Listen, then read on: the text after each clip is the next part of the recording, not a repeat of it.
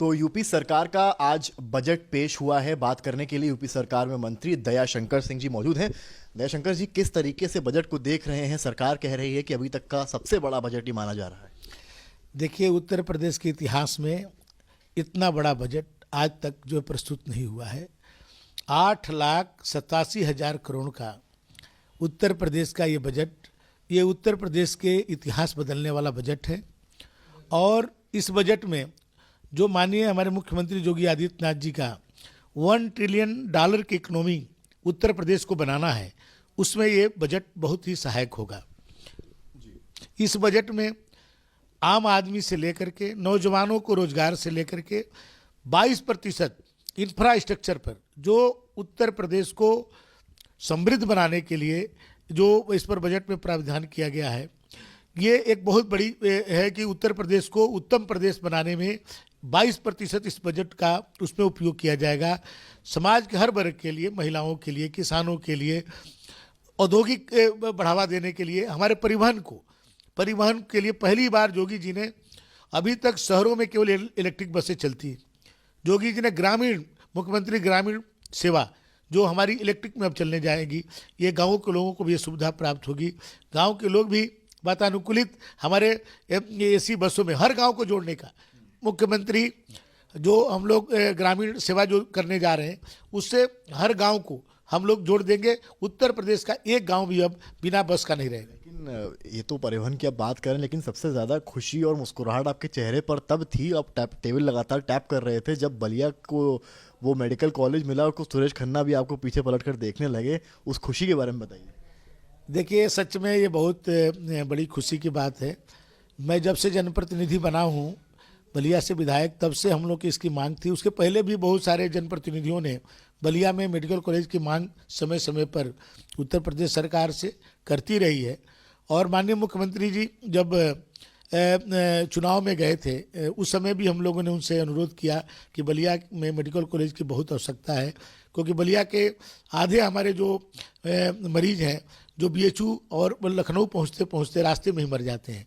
तो हम लोगों ने कहा कि बलिया के लोगों को जान बचानी है, तो बलिया में एक बड़ा अस्पताल मेडिकल कॉलेज के रूप में यहाँ पर होना चाहिए।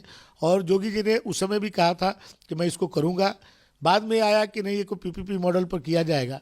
लेकिन कुंभ में जब कैबिनेट की बैठक हुई योगी जी की, उसमें कई मेडिकल कॉलेजों को उन्होंने स्वीकृति दिया।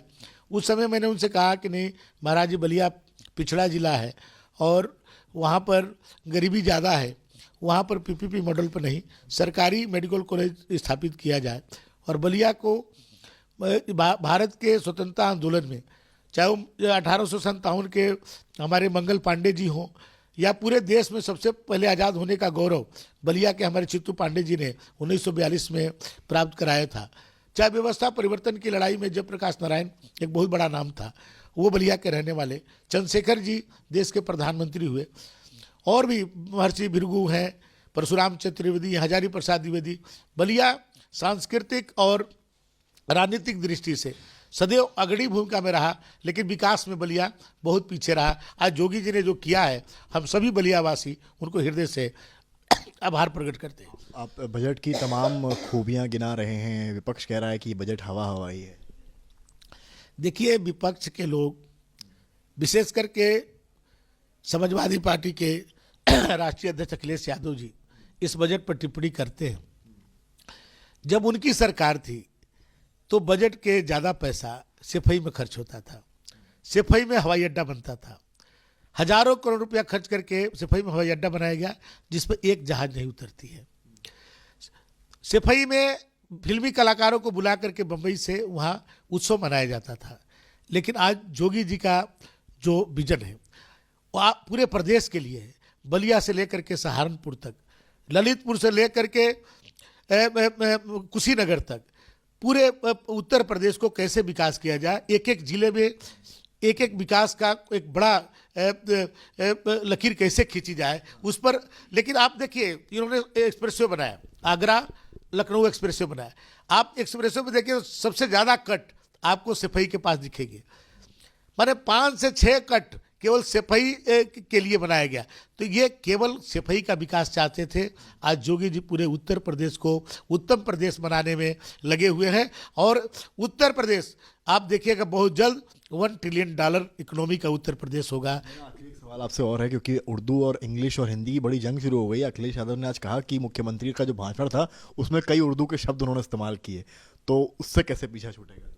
देखिए ये लोग उर्दू में ये पहली बार, मैं तो सबसे पहले अपने विधानसभा अध्यक्ष जी को, सतीश महाराज जी को और जोगी जी को इसके लिए धन्यवाद देता हूं कि जो हमारी मातृभाषा है, हमारी जो क्षेत्रीय भाषा है, उसको उन्होंने एक बहुत बड़ा स्थान दिया कि आज हम लोग अपने विधानसभा में अपनी बात अपनी भाषा में कह सकते हैं। हमारे जो लोग हैं, हमारे क्षेत्र की जनता है, वो अपनी भाषा में उस बात को समझ सकती है कि हमारे जनप्रतिनिधि क्या बोल रहे हैं। उसका ट्रांसलेशन की भी उन्होंने व्यवस्था की है। और चाहे वो भोजपुरी को हम लोग 8वीं अनुसूची में शामिल करने के लिए बहुत दिनों से मांग कर रहे हैं।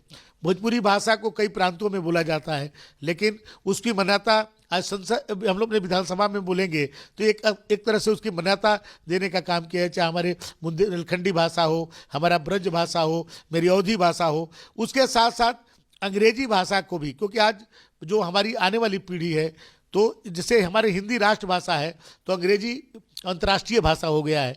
तो हमारे जो बच्चे जो विदेशों में जब जाएंगे तो उनको अंग्रेजी भी जरूरत। अब अंग्रेजी को ये कहते हैं उर्दू के साथ साथ जोड़िए, अपने बच्चों को ये लोग अंग्रेजी में पढ़ाएंगे और उर्दू का डिमांड करेंगे। तो कम से कम भाई आप पहले उर्दू में पढ़ाना तो शुरू करो, तब इसका जो डिमांड करो। बहुत बहुत शुक्रिया बात करने के लिए। यूपी सरकार में मंत्री हैं दयाशंकर सिंह, और इन्होंने साफ कहा है कि विपक्ष को केवल एजेंडा करना है और राजनीति करनी है, जबकि ये बजट सर्वव्यापी है।